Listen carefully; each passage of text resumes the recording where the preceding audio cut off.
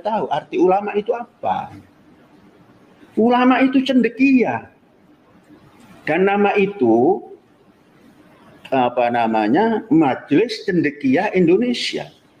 Tapi diklaim menjadi ulama itu seakan-akan cendekia Muslim, sehingga berhak mengungkap hal-hal yang keislaman, sehingga seakan-akan Tuhan. Yang pantas diteladani itu adalah Ikatan Cendekiawan Muslim Indonesia. Jadi tidak ada itu mengklaim semuanya, kemudian dibawa kepada nilai-nilai khusus, kemudian disempitkan lagi urusan fikih, kemudian urusan halal haram, kemudian urusan fatwa, memfatwai Al-Zaitun sesat, Al-Zaitun pimpinannya komunis. NII sudah selesai. Pimpinannya sudah menginstruksikan kepada warganya kembali ke Ibu Pertiwi. Justru yang ada teroris itu di majelis ulama. Itu jangan dibuang, jangan ditipu. Masa masyarakat Indonesia mau ditipu? Teroris di pusat dan di daerah. Jumlahnya sudah mencukupi bahwa itu banyak. Karena lebih dari 2 sudah banyak. Ini yang mau menggiring pada peristiwa-peristiwa yang sudah selesai. Jangan-jangan ini yang akan mendirikan NII lagi. NII sudah selesai. Halo Sobat Tuhan. Densus 88 Anti Teror Polri resmi menetapkan Ketua Umum Partai Dakwah Rakyat Indonesia Ustadz Farid Okhbah, Ahmad Zain An-Najah, dan Anung Al-Hamad sebagai tersangka kasus dugaan tindak pidana teroris. Kabag Penum Divisi Humas Polri Kombes Ahmad Ramadan mengungkapkan ketiga tersangka tersebut ditangkap di Bekasi, Jawa Barat pada Selasa 16 November 2021. Polri menyatakan tidak akan melakukan penggeledahan ke kantor MUI Pusat terkait dengan penangkapan terduga teroris Ahmad Zain An-Najah. Menurut Kepala Biro Penerangan Masyarakat, Divisi Humas Polri Brigjen Rusdi Hartono, Densus 88 memiliki 28 berita acara pemeriksaan tersangka teroris yang telah ditangkap, yang isinya menyatakan bahwa ketiga terduga di Bekasi tersebut terlibat dalam kelompok terorisme Jamaah Islamiyah. Menanggapi hal itu, Menteri Koordinator Bidang Politik Hukum dan Keamanan Mahfud MD, Menteri Agama Yakut Kholil, dan Ketua MUI Kiai Haji Miftahul Akhyar sepakat menyatakan tindak terorisme memiliki hukumnya sendiri dan akan membiarkan proses hukum ketiganya berjalan sesuai prosedur. Sampai urusan gerobak saya urusi juga ya. Saya sama Alek ke kantor Satpol PP sampai ke wali kota. Memang gerobak itu tidak ada di situ lagi. Gerobak itu sudah dibawa ke Cakung. Jadi kalau mau ngambil gerobak itu ada prosedurnya, saudara. Sehingga saya berpikir hanya karena gerobak ngapainlah ikut-ikutan begitu. Udahlah, doa aja lah kau. Tuhan kita punya kuasa untuk melakukan mujizat. Berikan sorak-sorai buat Tuhan yang dahsyat luar biasa. Haleluya. Dan saudara, tadi saya ketemu dengan salah seorang pejabat ya di kepolisian. Sorry kemarin saya cerita-cerita tentang begitu, dia bilang, kok sulit amat ya gerobak aja gitu ya. Iya, saudara, jadi udah yang begitu-begituan kita lupakan, sekarang fokus firman Tuhan. Berikan sorak-sorai buat Tuhan yang dahsyat luar biasa. Haleluya. Haleluya. Amin. Saudara, ketika pesta Anak Domba Allah dimulai, Anda jangan lihat di jalan ya. Nggak usah. Yesus yang jaga kita. Amin. Haleluya. Saudara, saya akan bacakan beberapa ayat dalam Alkitab. Satu kisah yang luar biasa. Ya, saya akan bacakan di sini firman Tuhan. Dari Kisah Rasul pasal yang ke-9. Ya. Sementara itu berkobar-kobar hati Saulus untuk mengancam dan membunuh murid-murid Tuhan. Ia menghadap imam besar dan meminta surat kuasa daripadanya untuk dibawa kepada majelis-majelis Yahudi di Damsyik, supaya jika ia menemukan laki-laki atau perempuan yang mengikuti jalan Tuhan yang sekarang dikatakan Kristen, ia menangkap mereka dan membawa mereka ke Yerusalem. Saudara, saya jelaskan dulu 2 ayat ini supaya Anda paham. Jadi di sini ada yang bernama Saulus. Saulus ini orang Farisi dan juga dia ahli Taurat. Jadi di kalangan orang Yahudi ya, orang Farisi ini adalah orang yang sangat dihormati. Ahli Taurat adalah orang yang ahli tentang Taurat. Jadi dua jabatan ini dimiliki oleh Saulus, dan dia sangat benci kepada orang Kristen. Di mana-mana ada orang Kristen, dia pasti tangkap, dan kalau bisa dia bunuh. Waktu itu saudara, dia langsung menghadap imam besar.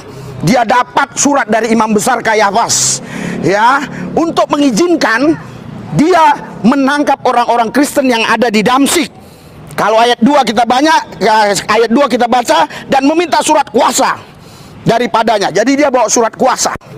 Setiap ada orang Kristen ditangkap. Setiap ada orang Kristen ditangkap. Ya, kalau bisa dibunuh.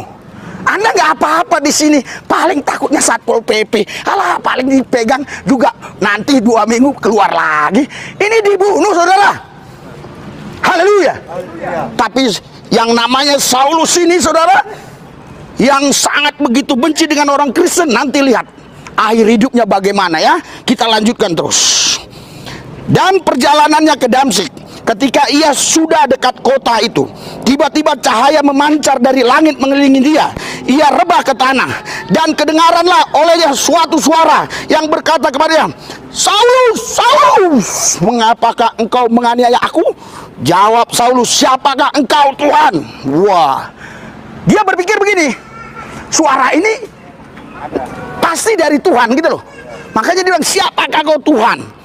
Katanya, akulah Yesus yang kau aniaya itu. Wow, haleluya. Saudara, padahal dalam kisah cerita ini, dalam sejarah manuskrip apapun, ini si Saulus ini tidak pernah berjumpa dengan Yesus. Kapan dia menganiaya Yesus? Tetapi Yesus bilang, kau yang menganiaya aku. Maksudnya begini, setiap orang yang ikut aku, yang kau aniaya, kau sama menganiaya aku. Jadi saudara, ketika ada orang yang berbuat jahat terhadap saudara, jangan balas dengan kejahatan. Kita punya Tuhan, sanggup membela kita. Berikan sorak-sorai buat Tuhan kita yang dahsyat luar biasa. Haleluya. Kita punya Tuhan sanggup membela kita. Saya sudah jalan dari Sabang Merauke, Miangas Rote, dan beberapa daerah luar negeri saya sudah jalani. Saya benar-benar melihat bahwa Tuhan membela saya dalam setiap perjalanan pelayanan saya. Beberapa kali ada orang ingin membunuh saya, mengancam saya, tetapi saya sampai hari ini hidup sehat, terhindar dari COVID Corona, mati di dalam nama Yesus. Haleluya. Banyak orang-orang di sosmed berkata, kapan ini pendeta Risuli Lubis ini kena COVID? Kapan dia kena COVID? Kapan dia kena COVID? Yang ngomong itulah yang sekarang udah kena COVID. Udah berapa orang mati kena COVID?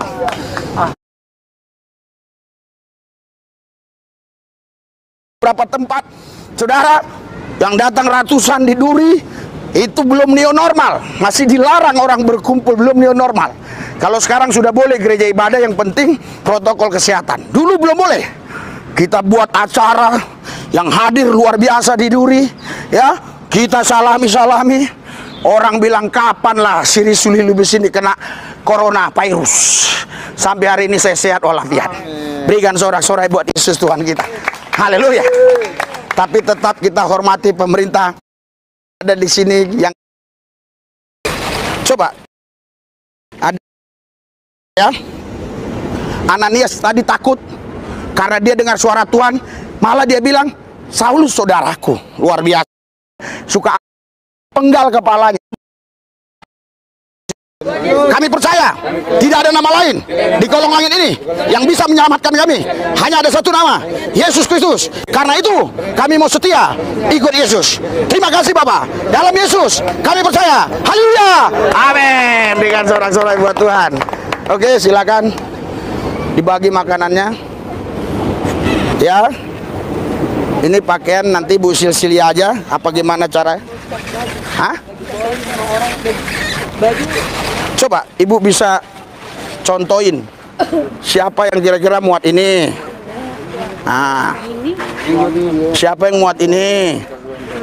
Ah, ya nanti ya. Oke ya, tenang. Nanti Anda kemari. Oke ya. Iya, enggak. Oh ya, yang bisa muat ini apa? Saya kasih simbolis dulu. Ah, oke. Oh cewek. Ini laki ya. Laki, oke? Oke. Mana yang laki lagi? Coba ya. 2 orang aja, 2 orang. Nanti lainnya Ini cewek ya? Cewek siapa yang muat ini? Oke. Ya udah nanti ibu ini yang ngatur lah. Ya. Apa ibu bagi kalau ada yang muat, nanti nggak muat urus. Udah Pak, boleh dibagi? Boleh, boleh. Pohon ada pohon. Oke. Maaf saudara, kita bukan ini ya. Biasanya ya saya sama siapa aja salaman, tapi ya oke. Yang ini